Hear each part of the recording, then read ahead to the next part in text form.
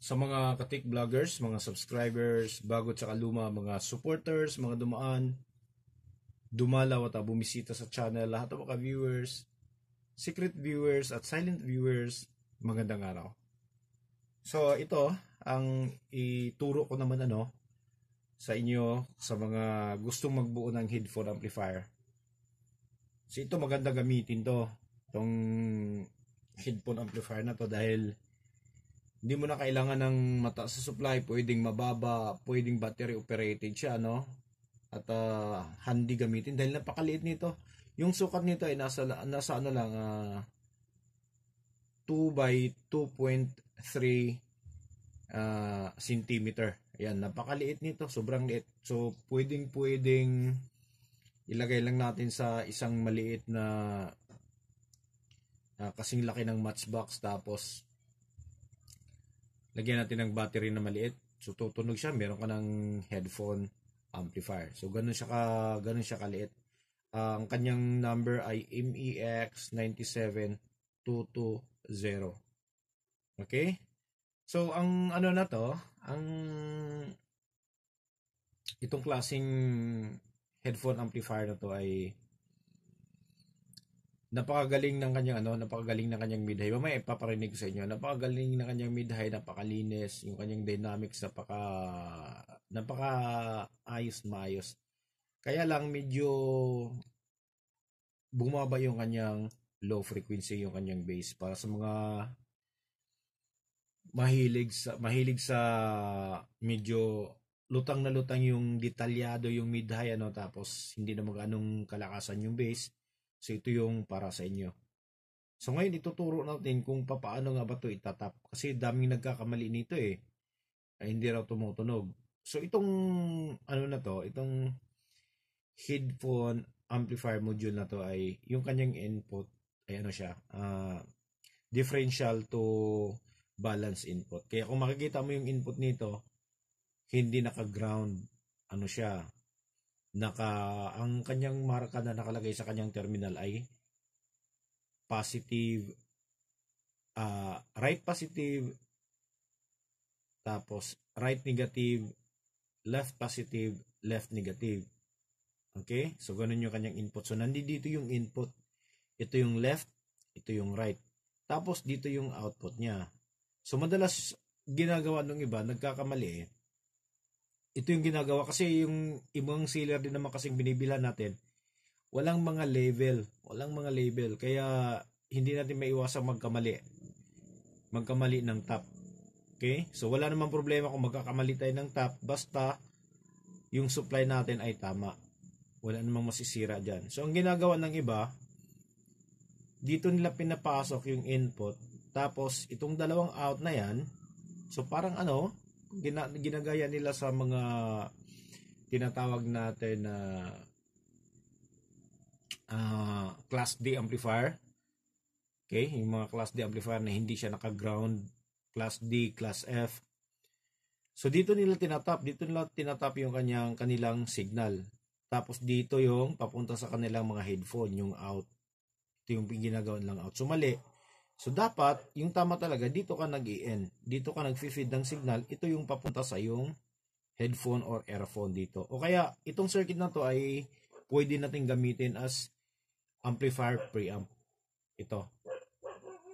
Okay? Pwedeng amplifier preamp. So katulad lang din ng mga ng mga cellphone natin na pwede naman natin ikabit sa amplifier yung cellphone natin, yung kanyang headphone terminal, diba? Pwede natin saksakan, ikabit natin sa ibang amplifier, tutunog. So ganun din to. Ito yung natin, ang supply nito ay hindi ko nakalimutan kung 2 volts, gagana siya from 2 volts up to 5 volts. Yung kanyang maximum ay 5 volts. Tapos kung gusto mong gamitin to as a headphone amplifier, kung hindi ka pa nakabili ng headphone o kaya meron na, tingnan mo kung yung headphone mo ay kung ano yung kanyang impedance. Kasi kung susuplayan mo to ng pagpalagay natin 5 volts, kaya niya mag-load up to almost 40 ohms na impedance ng headphone. So kayang-kaya niya kung nasa 5 volts yung kanyang supply. Pero kung nasa 3.3 lang yung supply, so yung usual na ginagamit lang natin na impedance ng headphone, yung 600 ohms. Okay? Yung 600 ohms. Pero hindi ibig sabihin na kapag sinaksakan mo siya ng mababang impedance, hindi siya tutunog. Tutunog pa rin siya. Okay? Tapos kung sinuplayan mo siya ng yung tinatawag na 5 volts, hindi ibig sabihin na hindi siya tutunog sa 600 ohms. Tutunog at tutunog pa rin siya. Okay? So, ito papakita natin yung tama. So, ito yung nasabi na natin. Ito yung output. Ito yung channel 1, tapos channel 2 or channel 1 or channel 2. Wala namang problema kung magkakabaliktad. Huwag lang yung sa gitna. Yung sa gitna, yun yung pinaka-ground natin. Okay? So, ito yung papunta sa ating headphone or papunta sa ating amplifier kung gusto natin gamitin tong nasa front circuit. Tapos, dito, yung pasensya na kayo sa background natin, yung ingin ng mga aso namin sa labas. Itong natin, itong may nakatap tayo na hook up wire na maliliit, yung kulay dilaw, ito yung negative. Okay? So kung yung system mo, yung signal source mo, o yung preamp or ang tinatawag natin yung signal processor or sound processor ay hindi naman siya balance, ang ginagamit naman ay unbalance o kaya yung tinatawag na single-ended katulad nito na gumagamit ng ground, okay, left, right, tapos ground. So kung ganun yung ginagamit mong signal galing sa yung ginagamit mong signal source, ang gagawin lang natin ay yung negative pagsasamahin natin, yung right negative tsaka yung left negative. Pagsamahin natin yan, kung nakikita nyo, pinagsasama natin yung kulay dilaw na wire. Tapos, kapag pinagsasama na natin yan, yun na yung mismong pinaka-ground natin. Tapos yung naiwang dalawang terminal, katulad dito, yung right plus, tapos left plus, ito na yung pinaka-left and channel input natin sa signal. Yan. So, ganoon lang siya. Napakasimple lang. Okay? Tapos, pwede rin gagana tong circuit na to. Gagana tong circuit na to kahit na yung out mo hindi naman galing sa isang magarang preamp o nangangailangan siya ng ilang voltage. Gagana to from yung ordinaryong lang, mga line out, gagana siya. Walang problema. Kung napapansin nyo yung mga amplifier natin o kaya yung mga preamp, meron siyang line out.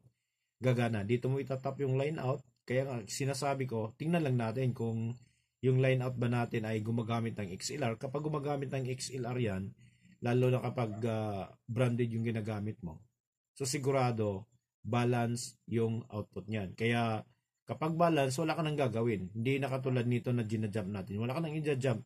So direkta mo na lang yung positive tapos negative. Okay? Na-mention na natin yan doon sa microphone, tungkol sa microphone ng mga nakaraang upload natin, yung balance input. So ganun lang yung gagawin mo. Itong pagsushort natin sa parehong negative sa right and left, kung yung gamit natin ay single-ended, yung hindi balance signal yung ginagamit natin. Ibig sabihin yung single-ended ay yung tigi-isa lang, isang signal sa kaliwa, isang signal sa kanan, tapos ground. Yun yung single-ended. Okay, so ngayon tatry natin.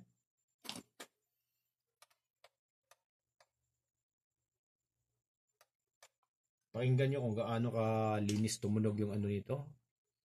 Treble. Yung pinakamidhay niya talaga.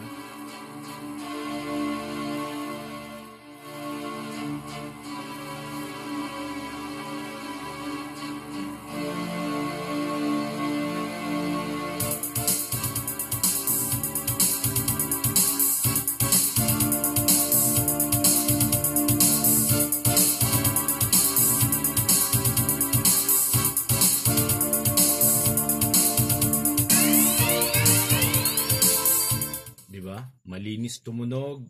Kaya niya sinasabi ko, medyo mas medyo mas bumaba yung kanyang bass. Pero yung kanyang mid-high, napaka-detalyado, napakalinis. So itong circuit na to, kung gusto mong bumili nito, huwag kang bumili agad doon sa presyo na 400 plus. Maghanap ka ng ibang seller dahil yung original price nito ay nasa 200 plus lang. 200 plus or less. Okay? So hanggang dito na lang siguro tayo, no? So maraming salamat. God bless at bye-bye.